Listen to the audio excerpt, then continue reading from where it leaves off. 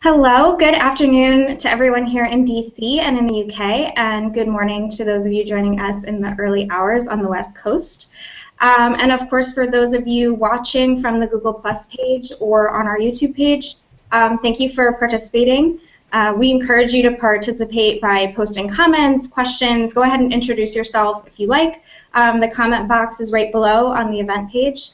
We'll be sort of talking amongst ourselves here in the Hangout, but again, we encourage your participation. We have a wonderful group of panelists from all corners of the globe here with us today. Allison Campbell is currently Internews' Senior Director for Global Initiatives based in Washington. She sees our environmental, health, and humanitarian programs and currently heads up our Refugee Response Program in the Mediterranean. Britt Lake is the Senior Director of Programs at GlobalGiving, where she oversees a team that manages relationships with close to 3,000 nonprofits in 165 countries. She also directly manages GlobalGiving's disaster grant-making and impact measurement strategy. So welcome, Britt. We're so excited for you to be here. We've been a close partner of GlobalGiving for the past, I guess, 10 years, and it's just been a wonderful relationship, so we're really excited to exchange some of the work that we've been doing and hear what you've been doing as well. We also have Rose Foran. She's our humanitarian liaison. She's been working with Internews since December. She's currently based in Berlin, though she has been working for the last several months on the refugee crisis response in Lesbos with Internews and has been working on the Syrian refugee response for the last 2+ years. She was formerly a UNHCR researcher on a joint protection PI report on a Syrian refugee female heads of household in Egypt, Jordan, and Lebanon, and did field work across Lebanon and Jordan. Clara Palmer, joining us from London today. She's our Director of Major Gifts. Welcome. Before joining Internews, Claire also worked for UNHCR in Copenhagen, and having been with the UN Refugee Agency for nearly 7 years, her first role was overseeing their private fundraising strategy in the UK, and she's just joined us, I think, in the last couple of months, so we're really excited that she's joining us. And of course, I am Amanda Frankel. I'm based out of DC, and I am the Senior Private Development Associate. I'll just tell you a little bit about Internews before we jump into the discussion. Internews is an international development organization. We work on media development, and we operate on the basis of 4 pillars: content, inclusion, engagement, and access. And we're really working to connect the dots between technology, connectivity, and quality information in places where information is scarce and freedom of expression is limited. And the value of our work is especially apparent in the times of humanitarian crisis. And we know that information can save lives by giving people timely, actionable information that guides them to safety and well-being, can give them agency, and in the long term, it improves their social and economic well-being and help them to become more resilient in the next crisis and moving forward. So since September of last year, we have been working to provide daily, reliable information streams to the hundreds of thousands of refugees pouring across Europe. And it's certainly one of the most challenging projects we have ever designed. And as you are all aware, the situation has changed dramatically recently for those refugees. So Allison, I'm just going to pass it over to you now, and I'm hoping you can give us a brief outline of Internews' response to the refugee crisis so far, and tell us about how the new EU-Turkey deal has affected both Internews operations and any shifts in the information landscape arising out of this most recent development. Sure. Are you hearing me? Yes. I'm not muted, yes. Hi, everybody. It's great to be here. And great to see again some of you who already have some background on this project that I've spoken before with. But for others, I might just back up a little bit to give you a teeny bit of background on Internews humanitarian programming, emergency response in general. The kind of underlying premise of it all, our kind of core conviction, is that information is a form of aid in and of itself, just as important as food, water, shelter, and all the rest of those services, and very often the thing that people need even before they start to look for food, water, shelter, etc. Internews typically responds to humanitarian crisis by setting up humanitarian information services that deliver what we call news you can use to people affected by crisis. That's reliable, timely, independent, accurate, and actionable information. These programs take different forms in different places. We always take care to try to understand exactly what people want to know, not just what we think they want to know, and to deliver it to them on the most familiar, trusted, and accessible, appropriate platforms for them, depending on their situation and what kind of access they have, how they're used to receiving their news. We've had 10 years of experience in understanding and delivering this kind of content in many challenging situations. It's become relatively easy. It's never simple, but it has become relatively easy to do in situations where people are within their own borders, displaced not far from their homes, perhaps in camps where they share languages, where they share common culture, and where they have some sort of general access to or familiarity with local media. I mean, Internews generally goes in to support local media in times of crisis to deliver information to their communities. Those are the trusted voices that people want to hear from.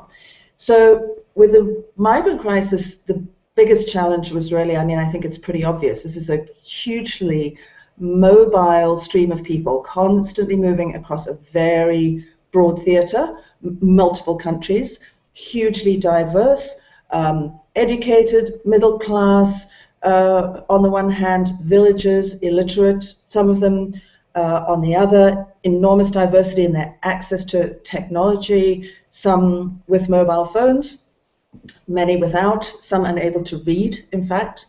And contrary to the many media reports that we heard over last summer when there was so much media attention on this crisis, when we got to Lesbos, where people were coming off the boats onto the beaches, and we looked closely at the situation and the way that they were using their technologies, we quickly came to understand that, in fact, they were not really using those mobile phones necessarily for sourcing reliable information that they could use, quite possibly because that information wasn't really there in one place. They were using their phones to take pictures, and they were using WhatsApp to stay in touch with their friends and family, perhaps ahead of them on the route or back home to say that they'd arrived. They were accessing Facebook for sure, but there was no really local language information available for them to talk about what they should just do very next when they get off the boat, where they were and how they would get to what they would have to do next, walk, where they would sleep, what registration procedures they would be having to go through. So we started that response with the most basic form of signage on the beach, on banners to say, you are here, this is the direction that you need to walk in, and these are the things that are going to happen to you in the next couple of days. That was months ago, and that operation has now gone full scale. I mean, in the last months, we've been reaching pretty much 100% of refugees arriving on those beaches. But having done that, we also quickly then had to go back and pay attention to the fact that was just one little piece of the response. We needed a project that covered all the bases, online and offline. We had some understanding of what the content that refugees might need. They're all in different places, so every single day they need content about exactly what's going on in multiple locations along the route, and what was happening in those multiple locations along the route was constantly changing as well, with borders opening and closing, policies changing, one thing and another. So how to deliver the information that they would need consistently, and more importantly, how to establish some sort of conversation and trust with this hugely diverse population so that we could actually understand daily what information it was that they were needing in all of these places. So, News That Moves, that is the title of the current humanitarian information service. It's essentially a virtual newsroom. We have a small team who talk to multiple sources daily. You have been talking to multiple sources across the whole theatre of operation for the last 5 months. government officials, UNHCR, humanitarian workers, volunteers, and refugees themselves to understand their daily information needs. That's all collated. It's verified meticulously because it's really important that it's expressed well and that it's factual. It's translated by our partners, Translators Without Borders, into Greek, Farsi, and Arabic. It's posted up on the website www.newsthatmoves.org.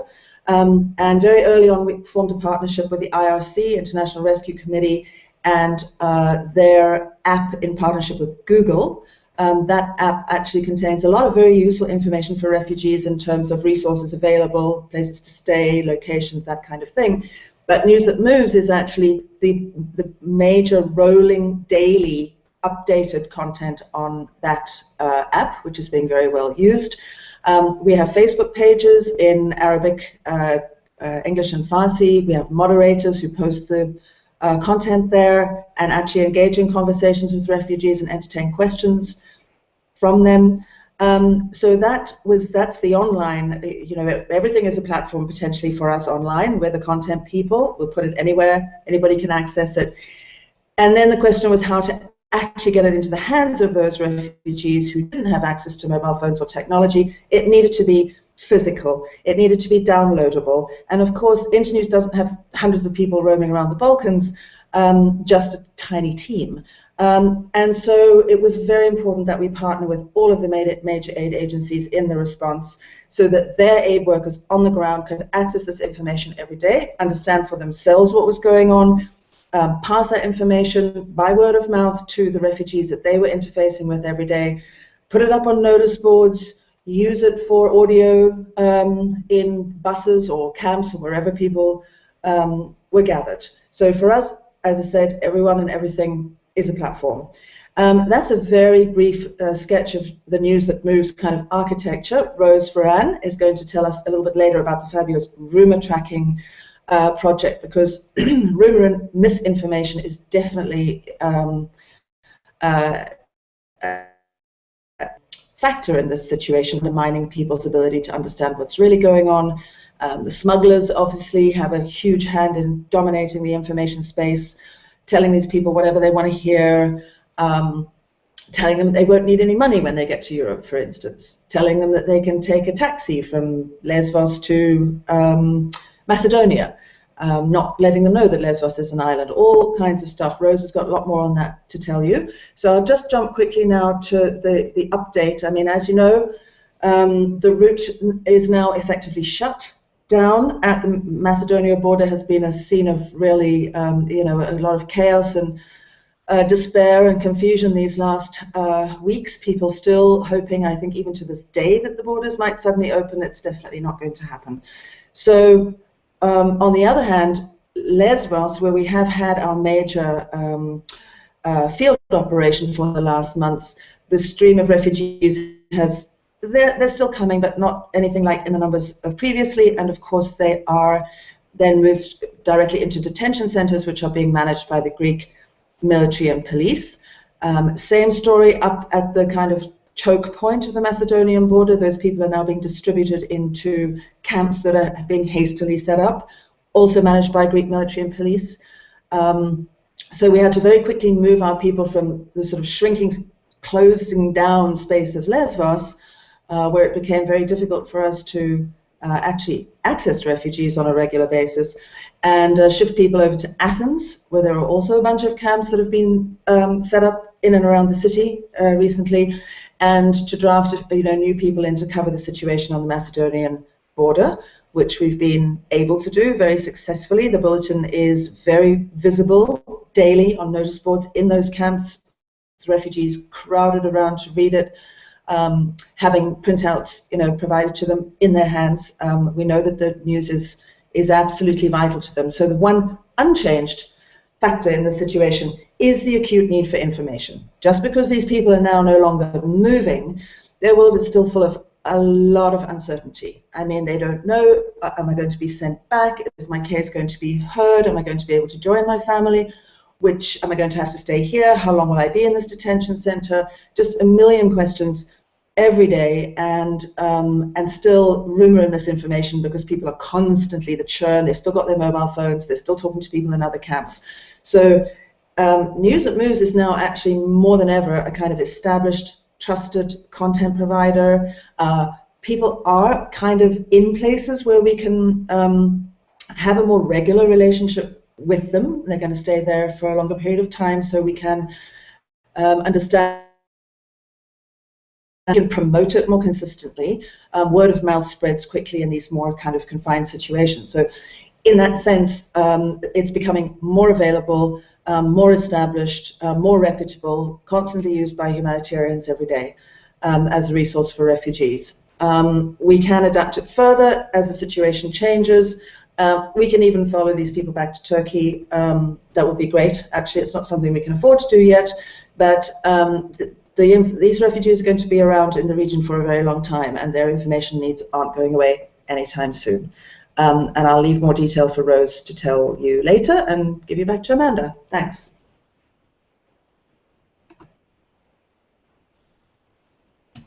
So sorry, I think I was muted there. So Rose, would you like to maybe participate next and share a little bit about what you saw on the ground when you were deployed in Lesbos?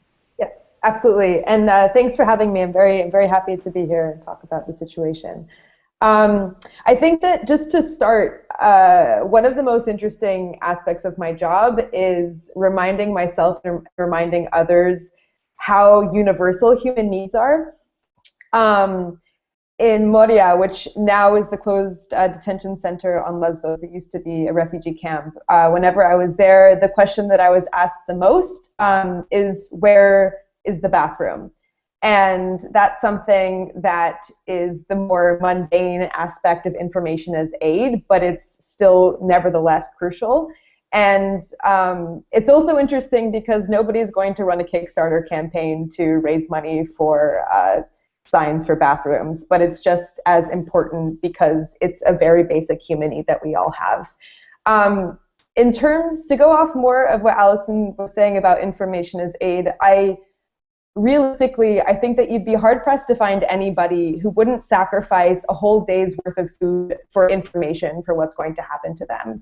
That's how critical information is on the ground. People have sacrificed their life savings. People have jumped on to boats with smugglers who have lied to them, who have at points taken them at gunpoint. And they don't, I think that they're definitely in survival mode, and what they need the most is information about what's going to happen to them. They want to know where they can get shoes. They want to know where they're going to sleep tonight. They want to know if the borders are closed for everybody, if the borders are closed even for Yazidis. They want to know what's going to happen to them. And I think most importantly, they want to know what their options are, because people are actually very aware of the extent of the crisis, I think more than we can even conceive. They understand, especially in a camp situation, that resources are thin. They understand that humanitarians and volunteers are doing their best to help them out, and that it's the authorities and the governments who are the ones responsible for their current situation. But within this sphere, what's very difficult is that humanitarian agencies are very nervous about what information that they can give. Very often they have to wait for Geneva level or Athens level to approve information to disseminate. And that sometimes translates to actively withholding information, whether it be about asylum, about detention, things like ferry strikes or delays. And this understandably makes people nervous, and it makes them feel like they don't have any control over what's going on to them. And people in any situation get agitated when they don't have information. I mean, you or I can be agitated by a fact that Google Maps said that a bus is going to arrive in 10 minutes, and then 17 minutes later and you're late for a meeting, and then have that compounded with the fact that people are in refugee camps and they're stuck in Greece because of border closures, and they know that a deal just happened with the EU, but they don't quite understand the relevant points and how that's going to impact them. Meanwhile, they got information from their family who have arrived in Germany a month ago, but this information is now out of date because everything changed within within a matter of hours. Yeah, and and they're very, when people, you can see it in their eyes, they crave information more than anything else. Like I said, they could forego food just to know what's happening to them. And where we fit into that sphere is that we have a very privileged position. We're able to have ongoing conversations with humanitarian organizations about these changing regulations, about procedures, about updates on information. And we've cultivated this trusted position where humanitarian organizations feel comfortable giving information to us when we ask for it and even when we don't. And they trust us to convey it responsibly and in a way that can be useful for refugees. And this element of trust, it enters into the work that we do, whether it's with other humanitarian organizations to get this information, and with the refugee population to give this information. And trust is so key to make sure that people listen and engage with the information that we have to give.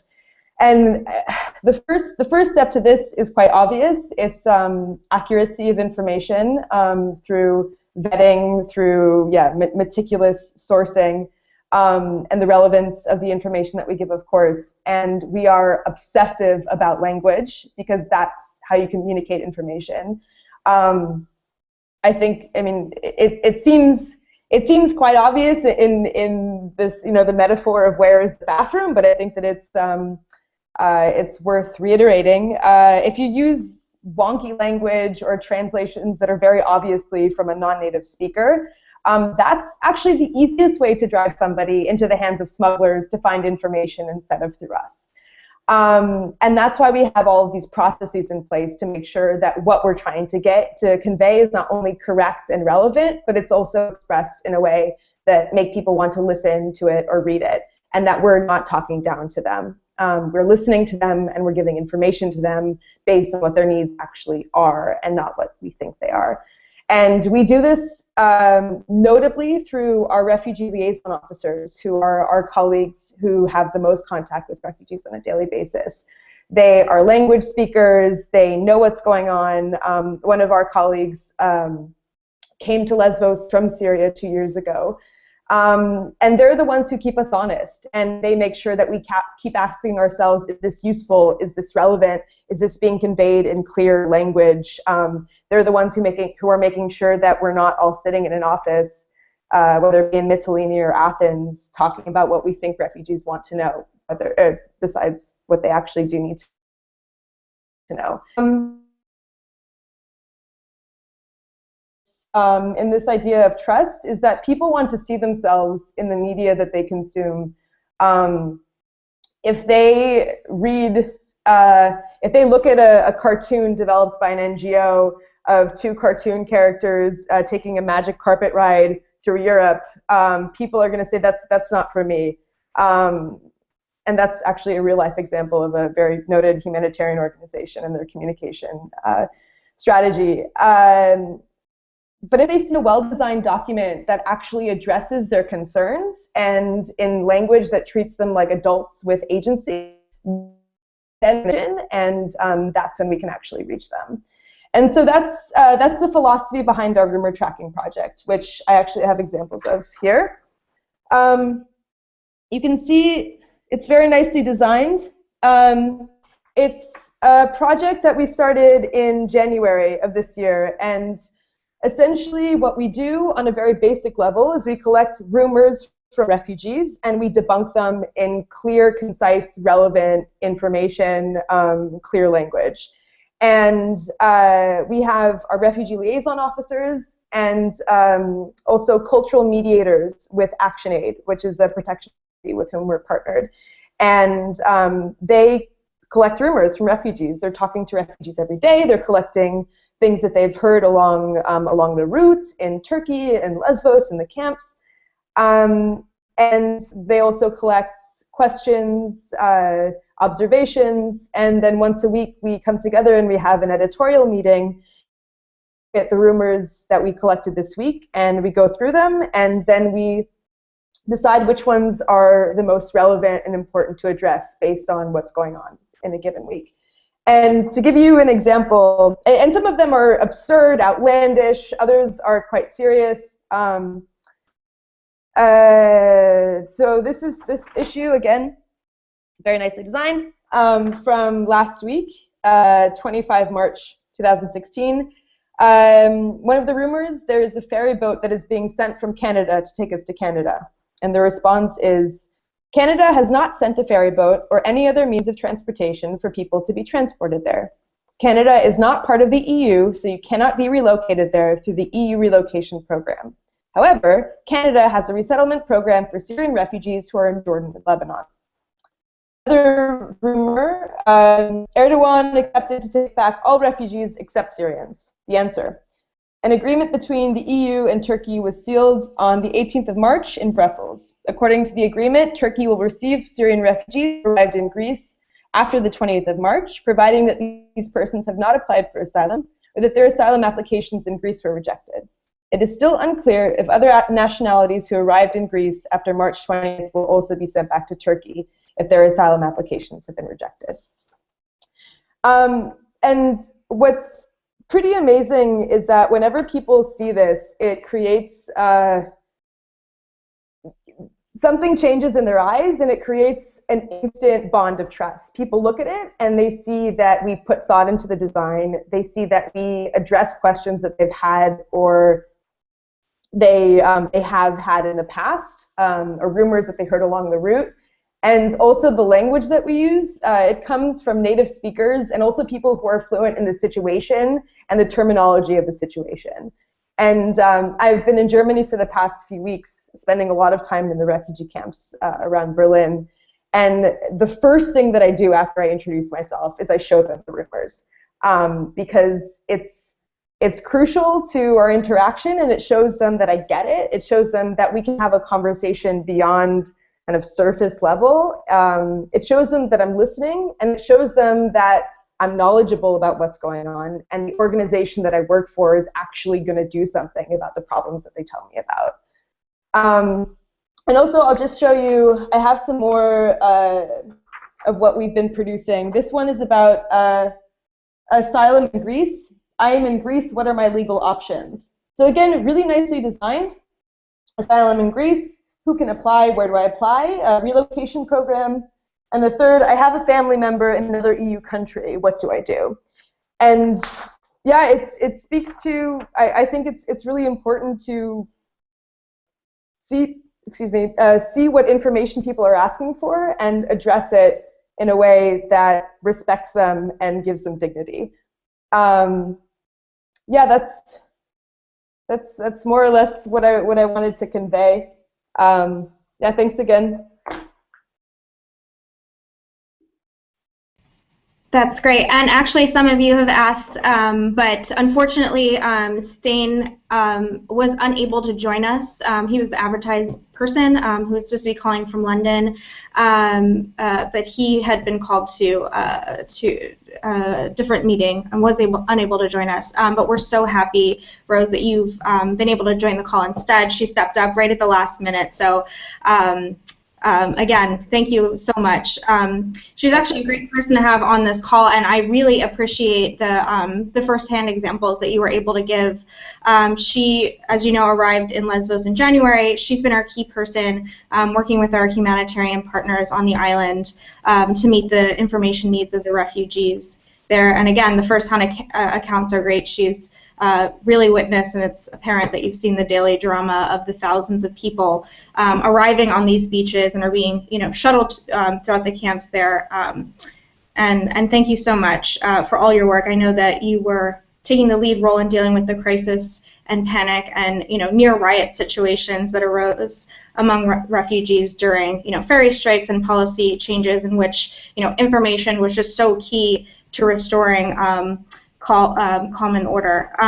So I think now would be a great time to hear from Britt. Britt actually has, and GlobalGiving has been a critical partner for Internews. because of their ability to really respond immediately. Internews has had an excellent and deep relationship over the years with institutional funders like USAID and UK Aid, but those wheels sometimes grind very slowly, and Global Giving has been absolutely key in responding to our need for immediate funding. And without their speedy commitment not only to this crisis, but also for others, for instance, Nepal, the Ebola outbreak, Internews could have never mounted the kind of immediate creative responses that really have become our signature. Global Giving has a deep understanding and an appreciation for the complexity of the issues we face in this crisis. The ability to coalesce key individuals and organizations who are responding with donors, large and small, across the globe. And Britt, I'll let you sort of describe what it is you're doing over there at Global Giving. But we're really excited again that you're on the call, and I'll pass it over to you. Great. Never here. I think we can hear you now. Thanks so much. What was interesting to hear from Allison and Rose is really how important continuing to support this crisis really is.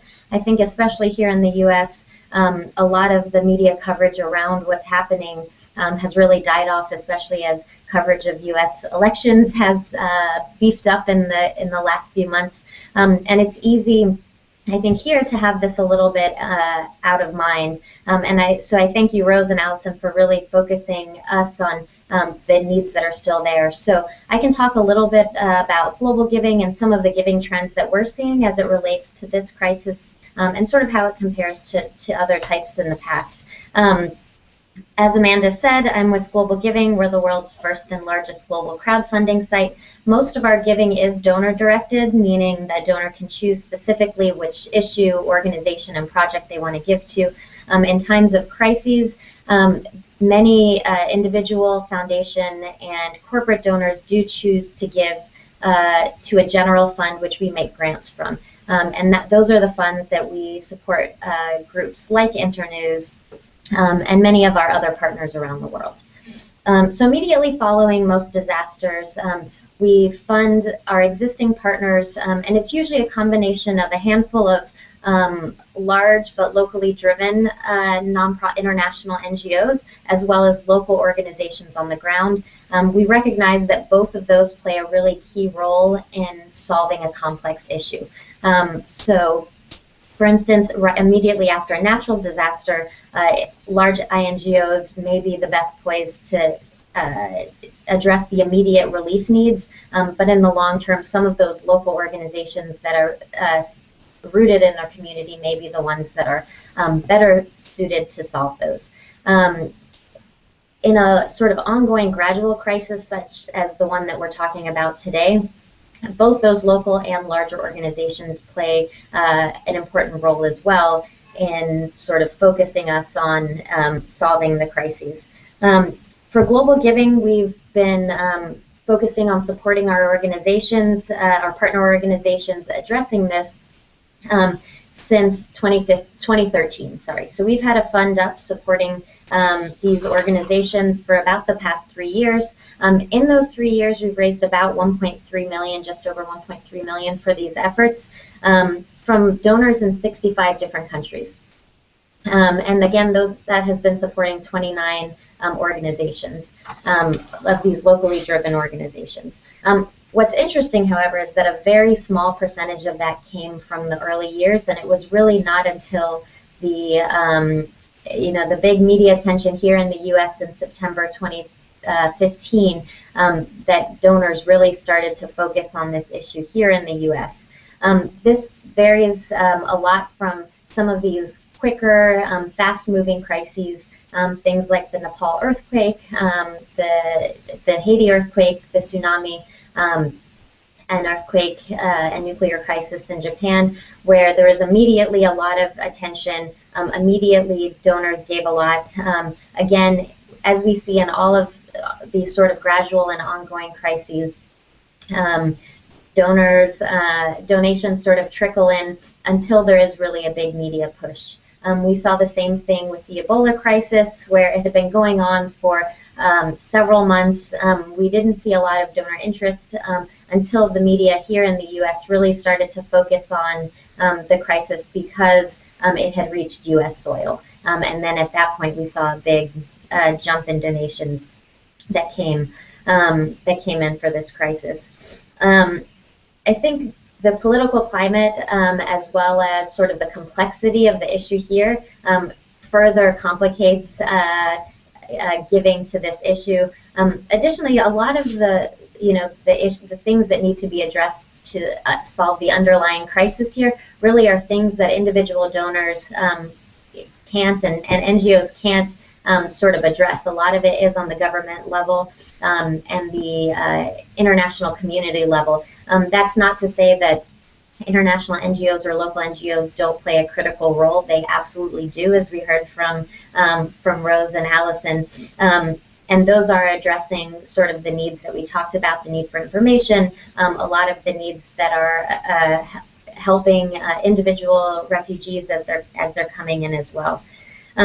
We're really excited to continue to partner with Internews on this issue as well as a lot of our others because we feel Internews plays a really key role and addresses a key gap that a lot of other organizations are not addressing. In issues of information, I think it was, well, both Allison and Rose focused a lot on sort of the need for locally trusted media, local language, and really that trust issue. And so that sort of combination of trust as well as sort of the ability to mobilize on a large scale is a hard balance to achieve.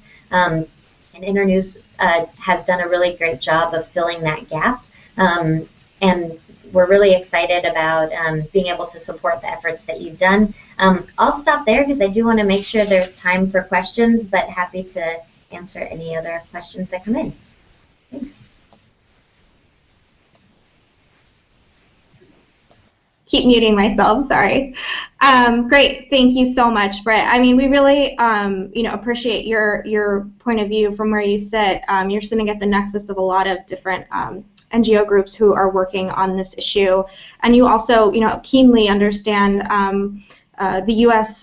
donor community. So it would be great to actually hear a little bit more about what the U.S.-based response has been. I know you touched a little bit on this being sort of a hot-button political issue, and drawing back to the Ebola crisis, the uptick in donations around, it sort of hitting U.S. soil. Has it been have you seen sort of the opposite effect now that there's, so much political energy around this issue here in the U.S. that it hasn't been a priority for U.S. donors? And I know also, just as a follow-on to that question, you have a UK-based office, and it's a little bit, as I understand, different with that community because this is sort of happening in their own backyard, for lack of better words. And so I wonder if you have any insights to what the difference is between the U.S. donor community response and the UK donor community response, and how politics or the sentiment towards Syrian refugees might play into that.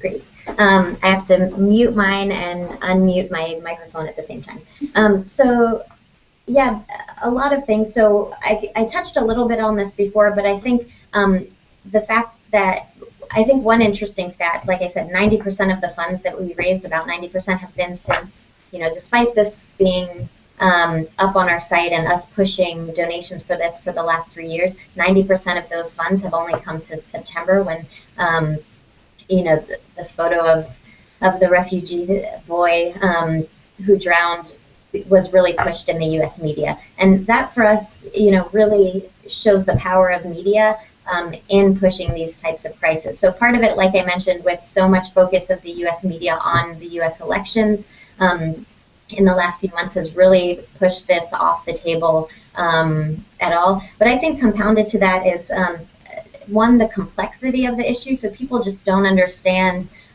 really what's happening, either the underlying issues, what being a refugee means, what the U.S. government's role is, how the refugee crisis is affecting U.S. migration, and then compounded as well with a lot of fear-mongering about refugees coming in, issues around terrorism. I think there's a lot of fear going on and misunderstanding for what this means. So it's not an issue that's really easy, I think, for U.S. donors to quickly feel compassion about and to give funds to.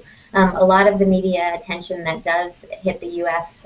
Around this issue is around, you know, the complicated, you know, the complicated political nature of it, and not necessarily what the individual refugees are going through, and the role that philanthropy can play. And so I think that's made it difficult to give from the individual level, but also I think this is one of the few crises that we've seen where we've had little to no corporate support for as well. Again, it's not a really easy issue for donors, corporate or individual, to see and quickly identify. It's, you know, with the exception of one sort of striking image of a child, there's not a lot of that going on, and that does pull at the heartstrings in a way that a lot of other complicated political issues can't do. On the UK side, I'm not quite sure if I'm the best person to answer that. We do have a UK site, but the way we run things is different, so I can speak a little to how our UK site is seeing fundraising for this, but I'm not sure it's representative of sort of the UK as a whole. Yeah, that's wonderful. Thank you so much. Yeah, I think this is one of the main reasons we all wanted to call this Hangout, and I know there's several representatives from the individual donor community as well as corporate giving communities who are asking the question, like, what do we do about this? And, you know, if we are interested in helping, how can we get involved? And what are the critical aspects of the response that are going to make the greatest impact? And those are all important questions. So I don't know if we can address them on this Google Hangout today, but I'm glad that we got the chance to all come together and discuss this issue. And thank you, Britt, for those incredible insights. So we are coming up on around 10 minutes. So I know I promised a Q&A at the end. I think we have a couple of questions that have been fielded in. So we have a question from Burke Flanagan. He asked how Internews can help with accurate information about refugees returned to Turkey. Actually, I'm so sorry, this is coming from Dan Leahy, not Burke. But yes, so this is specifically asking about, you know, what's happening with the refugees who are being returned to Turkey, you know, as a direct result of the EU-Turkey deal. And maybe Allison could field that question. Yeah, Turkey is definitely, it's not entirely off our radar. It's very possible for us to, I mean, anybody in the camps there can access News That Moves if they have a mobile phone, and certainly humanitarians there can access that information. We don't currently have a tailored stream of information directed to refugees there about their immediate circumstances in Turkey, partly because we're just not there. I mean, our team was tiny. So I think 7 or 8 people on Lesbos, and we've hired a couple more, and they're now strung out across the whole of Greece, literally just in the last couple of weeks. So it is partly simply a human resources and funding issue. We would love to be in Turkey on a more regular basis. We would love to have people there who are able to listen to refugees, do exactly what we're doing all over Greece. Frontier for us, if you like. I'm going to start fundraising for that soon. I really do want us to be talking about Turkey more. It's not an easy country to work in. We don't have a presence there. We're not officially registered there. All of these are, you know, make it difficult for us to actually just jump in there and start doing what we do there right away. But definitely very much on our radar. We can be in touch, actually, kind of by proxy, through aid agencies by phone through local journalists. So we do talk to people in Turkey. It's not enough, is what I'm saying. It's a stream, but we would really like to beef it up in future. It's a great question and very much a rising priority for us at this time. Great. Yeah, that was one of the questions I got from a lot of individual donors, or what is the greatest funding need right now? And while we're stationed in Lesbos, we would like to be in a lot of other places where we can be having direct contact with refugees. So yeah, I will post a little bit of information about how you can get involved with this project. You can go to internews.org/donate if you want to contribute. But again, I'll post information about who you can get in touch with if this is something that interests you. And Allison's right, that is one of our greatest funding needs, is sort of scaling our response and getting to different access points along the route. Let's see, I think we have another question from Lizzie from San Francisco. She says she loves this program, and Lizzie, thank you so much. We really appreciate it, and thanks to everyone who's watching today in the Hangout. She's asking, what are the biggest challenges that you're facing in delivering this service to refugees? And I know that that's kind of a complicated question, but I guess in general, what sort of are the biggest challenges, and what are you thinking moving forward? What are your greatest needs? And maybe either Rose or Allison, you could address that as well. I could just say two things right now that we're struggling with. One is access, and that's going to continue to be difficult because that's military and police, and it's not something that we can really solve easily. But it is a question of just being there. It makes it even more important that the information is useful. They're very sensitive about us giving information to refugees about crossing borders or speaking about what's on the other side of any borders at all. Because, of course, they want to keep them there and process them and send them back. So that's a tricky one. We have to build trust in our brand and in our people, basically, and we are busy doing that daily right now. And the second one is really just around verification again, and this is also just a time and staffing issue, but we really need a team of immigration lawyers working for us. It's so difficult. Everybody's situations are different. You've got different people with different passports. Their children may have been born in a camp. The mother is from here, the father is from there. What are their options? It's really detailed stuff, and we can give it to a certain level of weediness, but we can't give individually tailored advice to every person. We can possibly put them in touch with lawyers and others. But this is becoming more and more of a daily challenge. It's really just it's just time, resources, and verification on how to get the real detail and make sure that everything that is absolutely accurate and tailored for the questions that we're finding.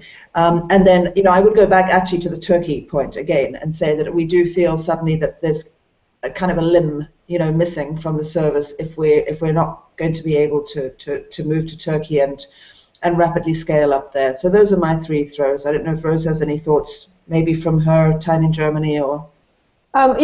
Just to echo that, I think that the biggest challenge that we're facing right now is that we have to adapt to a new paradigm. At first, the population that we were dealing with was in transit, and so we could provide for their immediate needs.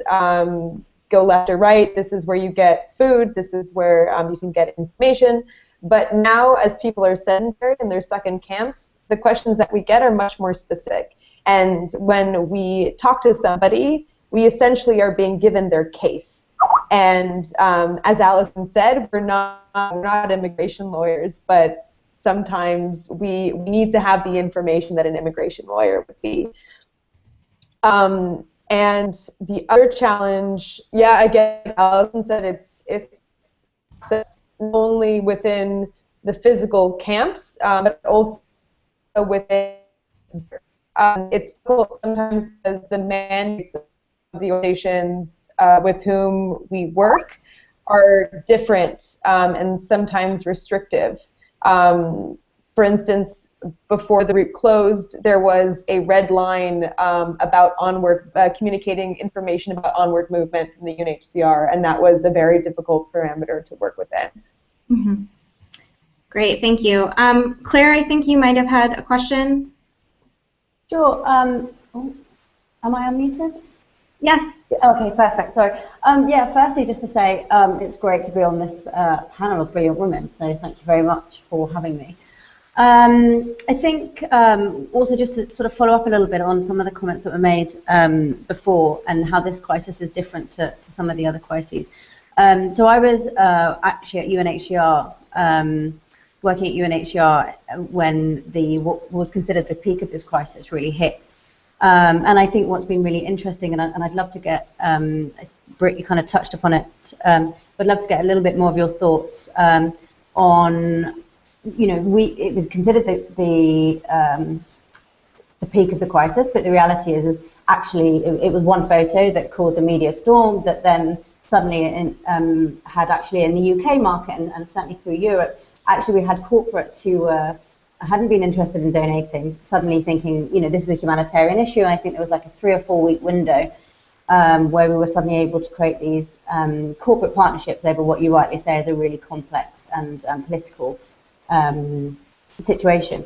And I'd be really interested to know what kind of impact you've seen in the US media and for me in the UK, I've certainly noticed that the terminology has very quickly, it was a migrant crisis, it was suddenly a refugee crisis when the photos of Alan were published, and then within weeks it's gone back to a migrant crisis. And I'd be really interested to know from your perspective what impact that's had on the donor community, both from a foundation perspective and an individual.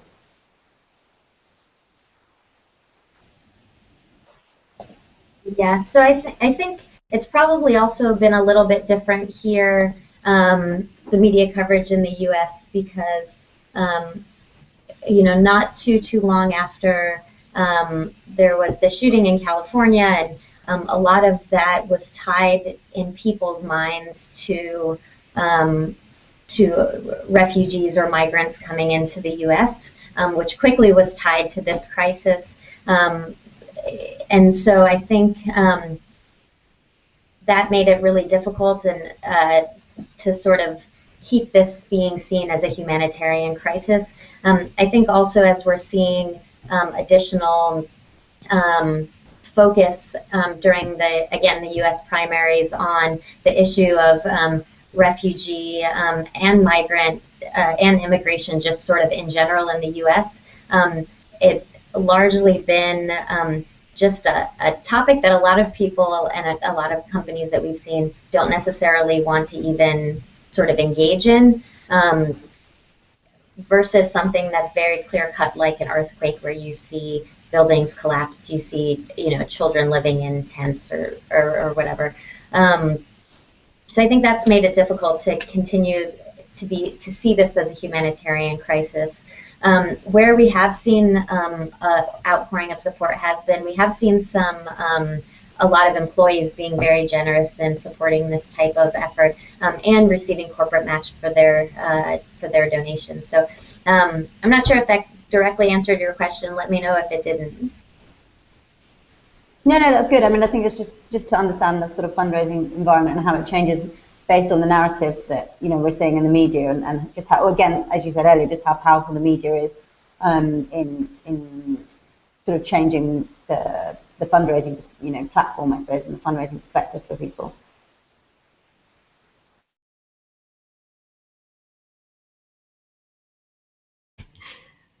All right, I think I'm unmuted. So I actually wanted to let you all know, I think we have to wrap up now. I'm really grateful for everybody's participation, both all of our panelists here in the Hangout, and then also everyone who's been watching and participating from our Google Plus page. I know we had a really interesting and diverse group of people who are watching today. So I would encourage you to reach out to us if you'd like to engage further with this issue, if you want to work with us. If you're interested in donating to our project, or if you're interested in the work that GlobalGiving is doing, we will post all of that on the events page and email everyone afterwards so that we can really continue this conversation and continue to engage with each other. So again, thank you. I think we're at time now, so I'll let you all go, but thanks again. Thanks so much. Bye. Bye. See ya. Bye. Bye-bye.